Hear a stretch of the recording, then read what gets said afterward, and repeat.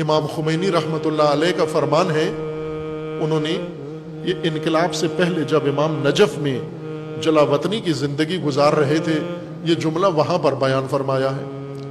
امام نے فرمایا کہ بغداد شہر، بغداد شیعہ شہر نہیں ہے، مخلوط ہے، اکثریت شاید سنی آبادی ہو بغداد میں، اب نہیں، اس وقت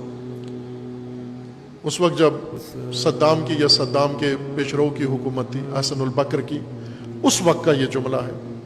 امام نے فرمایا کہ یہی خمس بغداد شہر کا اگر یہ سنبھالا جائے، بغداد شہر کے شیعہ جو خمس دیتے ہیں، یہ خمس اگر صحیح طریقے سے حفاظت کے ساتھ مصرف کیا جائے، خرچ کیا جائے، پوری زمین پر کوئی سید بھوکا نہیں رہے گا۔ یہ کسی خطیب کی بات نہیں تھی کہ جوش خطابت میں کر گیا، یہ ایک فقی کی بات تھی، یہ ایک مرجع تقلید کا فرمانا تھا، یہ ایک راہبر کا فرمانا تھا۔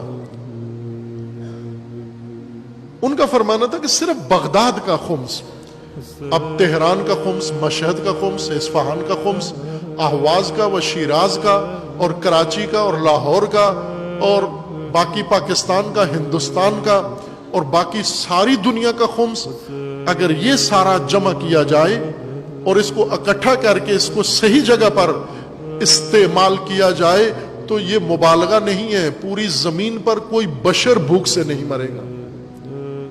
اتنا ہے یہ مال، بہت ہے یہ مال،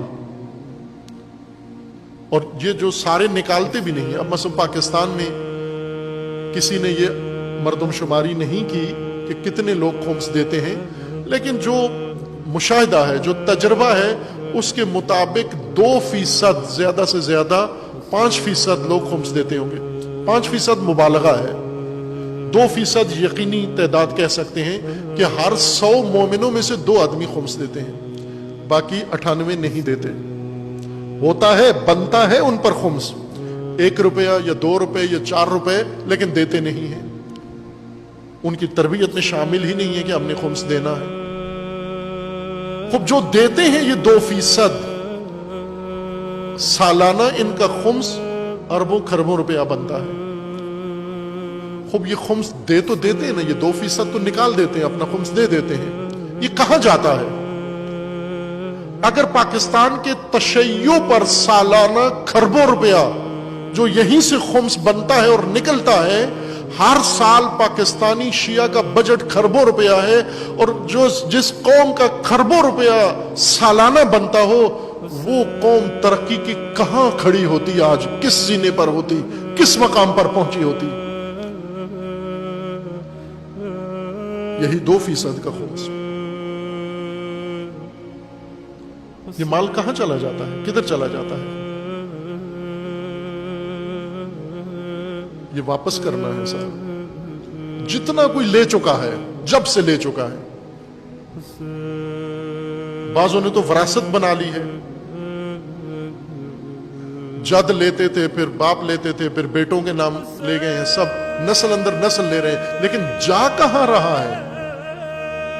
ایک مولانا صاحب، خدا رحمت کرے انہیں، اللہ ان کے مغفرت فرمائے، وہ یہاں جامعہ میں آئے، وہ اتنے خوش نہیں تھے جامعہ سے، عروۃ الوثقی سے، اکثر لوگوں کی طرح وہ بھی زیادہ خوش نہیں تھے، لیکن آ گئے کسی بہانے سے، اور وہی جملہ جو زیادہ زبانوں پر جاری ہوتا ہے، انہوں نے آتے ہی یہ کہا کہ لوگ آپ کے بارے میں کہتے ہیں، لوگوں کے ترجمان سپوک مین بن کر آئے تھے، لوگ آپ کے بارے میں کہتے ہیں کہ آپ کے پاس اتنا پیسہ کہاں سے آتا ہے؟ تو میں نے کہا لوگ بالکل ٹھیک سوال کرتے ہیں، نیچرل سوال ہے، قدرتی ہے، چونکہ لوگوں کو نظر آتا ہے لگا ہوا، تو سوال ہوتا ہے کہ کہاں سے آتا ہے، تو یہ پوچھنا چاہیے، حق بنتا ہے لوگوں کا، چونکہ لوگ خود بھی تو نہیں دیتے۔ جب لوگ کہتے ہیں جب ہم نے نہیں دیا اور یہ اتنا لگا ہوا بھی ہے تو کہیں سے تو آتا ہے نا، تو پھر بتائیں۔ اور یہ سوال سارے وہی کرتے ہیں جو نہیں دیتے، جو دیتے ہیں ان میں سے آج تک انہوں نے نہیں پوچھا یہ کہاں سے آتا ہے، چونکہ انہیں پتہ ہے کہ ہم دیتے ہیں۔ جو نہیں دیتے ان کا یہ سوال ہے یہ کہاں سے آتا ہے، اور ٹھیک سوال ہے، برا نہیں ہے، اور ہمیں بھی برا نہیں لگتا، اور ہم نے بتایا ہوا بھی ہے۔ پاکستان میں واحد دینی ادارہ ہے جس نے اپنے مالی منابع بتا دیے ہیں، स्टेज पे आवाम को भी बता दिए हैं, हुकूमती एहलकारों को, सरकार को भी बता दिए कि ये लोग हैं जो जहां से हमें पैसा मिलता है और ये इन लोगों ने किया है। ये 3 लोगों ने शुरू किया और फिर बाद में उनकी तादाद बढ़कर 7-8 हो गई और अब अल्हम्दुलिल्लाह पहचान बन गई है दुनिया भर में।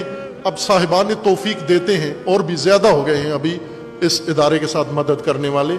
मैंने मौलाना की खिदमत में अर्ज़ किया कि हुजूर ये तो ठीक सवाल है कि पैसा आता कहाँ से है। मैंने कहा आपके बारे में लोग ये सोचते हैं कि जाता किधर है पैसा जो आपके पास आता है, क्योंकि कहीं लगा हुआ नजर नहीं आता। तो मुश्किल सवाल तो ये है कि आता तो है, जाता कहां है, ये मुश्किल बात है। जाता कहां है ये नजर आना चाहिए, कहां जाता है। ये पैसा खोज लगाना ये हुसैनियत है।